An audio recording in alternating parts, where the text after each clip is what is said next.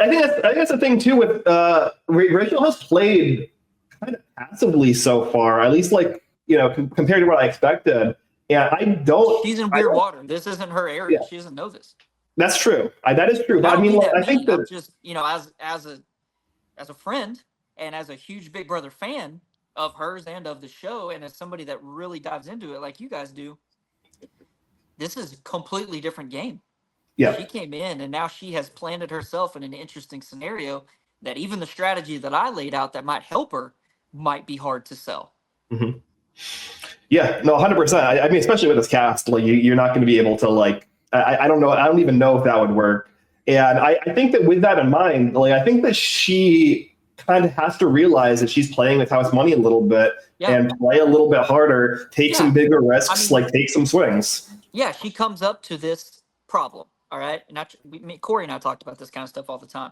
I'm more of a football mentality rather than a full-on battle plan. So, I get that we're going to need to attack the weak corner. I get that we're coming up on 3rd and 7 and our bread and butter is 36 kick. But right now they're locking down the 3-hole.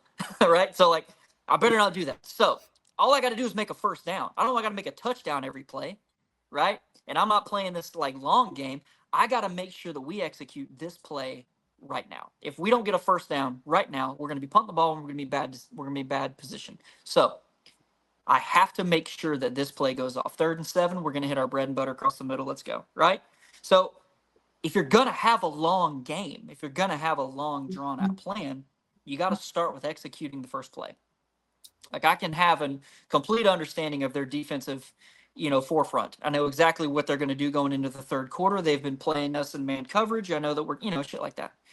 But if Rachel took the scenario that she'd been dealt this week with the Ava situation, if Rachel takes that situation and goes, you know what? If everyone's thinking that they're just going to drag me to jury, well, that means I got a few weeks. Mm-hmm. Yes, she has 5 weeks of runway. that means I got plenty of time to sit back and become people's best friend. Mm-hmm. Become the person that they want in jury for them. She needs to start she needs to start selling votes, not buying them. To go out there and go, you want me in jury. You want me in jury. You've played one hell of a game. You would have my vote. And they would be like, oh my God, Rachel said I'm great. And they would bite. And that's how it would go. So then she's bought herself time all the way down to jury. Now when she gets into jury, now she can start saying, hey guys, I'm not going to win. I'm not going to win this. Mm-hmm. I'm not going to win because you don't even want me to win. You brought me to jury to keep a shield. If I sit in one of those 2 chairs on finale night, even you're not going to vote for me. And then they're going to go, yeah, you're right. And then they think they're playing one on Rachel, and really it's reverse. So she could make it, and she could win one of those final competitions. All she has to do, make it to jury, make the play that there's no way she's winning on finale night, win a competition down late, she wins. Yeah. So you just got to execute the first play. Take the Ava situation. Let's make a first down. That's it. No, I agree. Sorry. Rachel's like a pocket passing quarterback without a running back. No running game. Yeah, no, she's like an Emmitt Smith in today's football.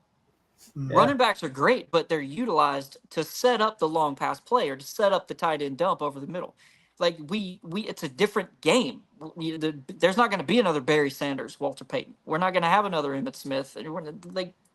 Offensive, they don't operate that way anymore. And we have a very battlefront kind of football, and that's what Big Brother has changed into. And the equivalency would be to drop Emmitt Smith in this brand new game and go, here you go, buddy, go be the leading rusher, and set all the records and make Hall of Fame and win 3 Super Bowls. Go. And she's like, this isn't the game that I played. I don't have this. What is this? Yeah. It's a whole other game, and she's right now having to figure out. You go in. You got to go in at halftime and draw up a different plan. Yeah, I mean, hey, Adrian Peterson, Derrick Henry, they played in this kind of newer era. Amazing running backs, Hall of Famers. No Super Bowls for either. Bruisers, they're going to get you a few touchdowns, and you're going to want them inside the red zone, but Mhm. If I'm a good offensive coach, I'm not going to be in the red zone. Right. This is very fascinating to hear your perspective on this. And I don't know how like Sari was perceived when she was in the house, but did you guys have this kind of like, we don't want Sari to win in the same way that you'd have with a returning Yep. big brother player? Yeah. Yeah, You gotta talk, early like, on in the about that, season. I mean, that's how I knew that Rachel was going to be utilized as a tool, and no one's really done it right yet, other than the people that are saying, "Hey, she's the target. I hate her. Keep me because I'm going to fight her." Normal Right. strategy. But Yeah. yeah, no. Early on in the season, I don't know if I'm pretty sure I said it out loud, but it wasn't in a me going after Sari kind of tone, even though inevitably I was the one that basically was like the Yeah. anti-Sari person. I think I did better than Zay at least, trying to go after the legend. Yeah. But I no, think you did all right. we Yeah. knew early on. Like I was talking to somebody and I was like, dude, she's already had her day in the sun. This is our show. Yeah. Like, she's had her shit, dude. This is ours, and like I work with her all we want, but like she's not winning my season.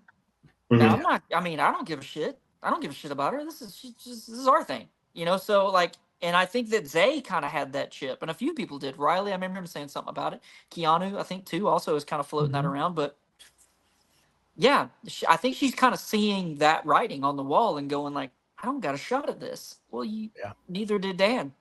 So you can do it. She's a better player at this shit than any of us. I promise Mhm. you. I would say she's a better player now than she Yeah. was in the season she won. Like, She's the same person. Like, Yeah. she's got it up here to make those moves, but she hasn't figured out a way to bridge the gap from old play to new play and Mhm. go, how can I utilize my profile to my advantage?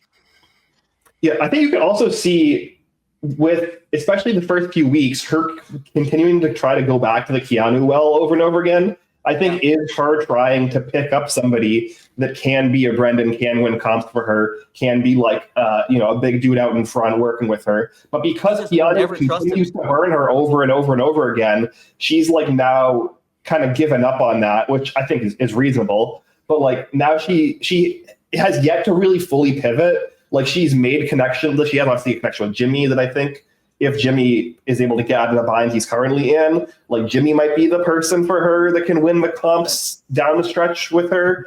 But like the other people she's aligned with are like the Avas, the Ashleys, the Wills. Like these people are not going to be winning comps, unfortunately. So Yeah, they like, turned themselves into, what was it? Big Brother,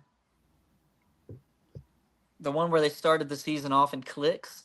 Like oh yeah, cliques. Big Brother It's like 11, yeah, the Yeah. offbeats, the offbeats, yes, yeah, the athletes, yeah. nerds, or something like all that stuff. Yeah, they did it to themselves. What is there? 13 people left in the house right now? 14. 14? Yeah. 13, 14? Yeah, like they did it to themselves. They turned themselves into the high school lunchroom. So she's fitting in with the wrong people. Granted, Yeah. they're the right people to hang out with. Don't get me wrong. I think I'd hang out with all the people all the ones you listed. Yeah. They're solid to hang out with. But in the game, they're not in a very powerful position, and she's not used to playing from her back. From in UFC terms, she's not used to grappling. She's used to coming off the top rope at the right time and just fucking laying bows down. Sorry if I'm cussing, but No, you can it's a different world. No, 100%. I think that I really think that her ticket is probably Jimmy. I think Jimmy is the only real shot she has, which is why this week you're right. He is the most probable to hang with her. Yeah. And I think that we can get into this too. I like Jimmy. And I think other people are going to begin liking Jimmy when he survives this week.